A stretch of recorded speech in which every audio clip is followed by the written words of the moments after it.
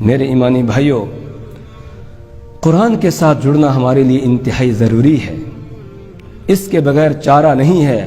آج پوری دنیا کے اندر مسلمان جو ذلت کی زندگی بسر کر رہا ہے، اس کی سب سے اہم وجہ اور پہلی وجہ یہ ہے کہ ہم نے قرآن کو چھوڑ دیا۔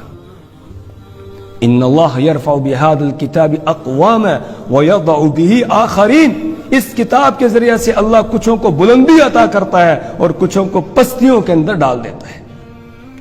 جو اس کو اپناتے ہیں ان کو اللہ بلند کرتا ہے، اور جو اس کو چھوڑ دیتے ہیں ان کو اللہ ذلیل اور رسوا کر دیتا ہے۔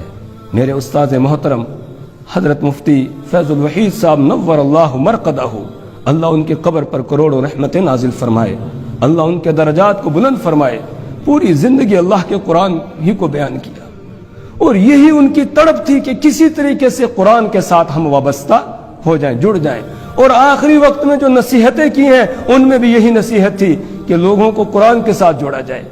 مجھے آخری بیان کرنے کے لیے جو حضرت نے بتایا وہ یہی کہ لوگوں کے سامنے عظمت قرآن پر بیان کرنا، اور لوگوں سے یہ کہنا کہ لوگوں اپنے بچوں اور بچیوں کو حافظ قرآن بناؤ، قرآن کے علاوہ کوئی دولت، قرآن جیسی کوئی دولت نہیں ہے، یہی ساتھ جانے والی دولت ہے، یہی ساتھ جانے والی۔ جاتے جاتے بھی یہ کہہ کر گئے ہیں، یہ نصیحت کر کے گئے ہیں۔ اس لیے میرے ایمانی بھائیوں، قرآن کے ساتھ وابستہ ہو جائیں، ہم جڑ جائیں، قرآن کو اپنائیں، اپنے بچوں کو قرآن کے ساتھ وابستہ کریں، ورنہ کہیں اللہ کی طرف سے یہ خطاب مجھے اور آپ کو نہ ہو رہا ہو، فَأَيْنَ تَذْهَبُونَ، تم کہاں جا رہے ہو، کدھر بھٹک رہے ہو، کس طرف جا رہے ہو؟ جہنم کے راستے پر چل رہے ہو؟ چھوڑو اس راستے کو، آ جاؤ جنت والے راستے پر۔ ان هو الا ذکر للعالمین، نہیں ہے یہ قرآن مگر ذکر للعالمین، دنیا جہان والوں کے لیے نصیحت ہے۔ جو لوگ اس وقت سن رہے ہیں، جن تک میری آواز پہنچ رہی ہے، ان سے میری گزارش ہے کہ آپ اس آواز کو آگے پہنچائیں، دوسروں تک پہنچائیں اس آواز کو کہ لوگوں قرآن کے ساتھ وابستہ ہو جاؤ۔ اگر عزت چاہتے ہو قرآن کے ساتھ جڑنا پڑے گا، اور اگر قرآن کے ساتھ نہیں جڑو گے پھر ذلیل سے ذلیل تر ہوتے چلے جاؤ گے، پھر ذلت کی زندگی بسر کرنی ہوگی، اس کے بغیر کوئی چارہ نہیں ہے۔ جب سے ہم نے قرآن کو اپنی عدالتوں سے نکالا، اپنی تجارت کی منڈیوں سے نکال دیا، قرآن کو اپنے گھروں سے نکال دیا، اور صرف مسجد میں اس کو ہم نے رکھ دیا کہ مسجد میں ہے بس قرآن، باہر قرآن ہے ہی نہیں، تو تب سے ہم ذلت کی زندگی بسر کر رہے ہیں۔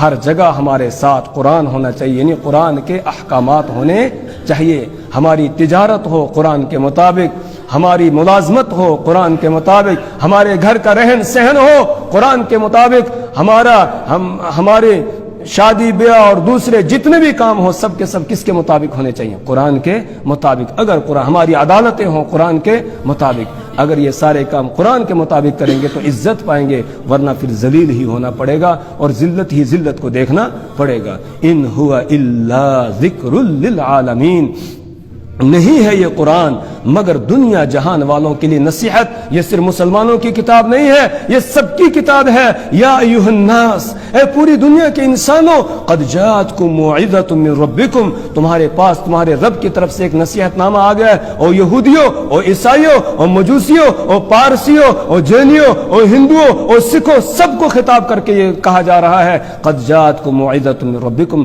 تمہارے پاس تمہارے رب کی طرف سے ایک نصیحت نامہ آ گیا ہے۔ اب کامیابی اسی میں ہے، اس کے علاوہ کہیں کامیابی ملنے والی نہیں ہے۔ ان هو الا ذکر للعالمین، نہیں ہے یہ قرآن مگر دنیا جہان والوں کے لیے نصیحت نامہ۔